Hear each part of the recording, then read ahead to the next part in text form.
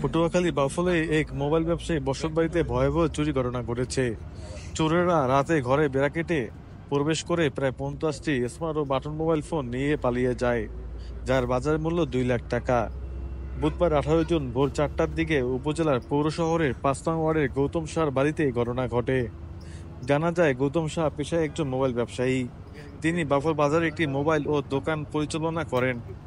বাজারে সম্প্রতি একাধিক চুরি ঘটনায় আতঙ্কিত হয়ে তিনি প্রতিদিন দোকান বন্ধ করে মোবাইলগুলো নিরাপত্তার জন্য নিজের বসতবাড়িতে নিয়ে যেতেন। কিন্তু বুধবার ভোররাতে চোরের দল তার বাড়ির বেড়া কেটে ভিতরে ঢোকে এবং ঘরে রাখা প্রায় 50টি মোবাইল চুরি করে নিয়ে যায়।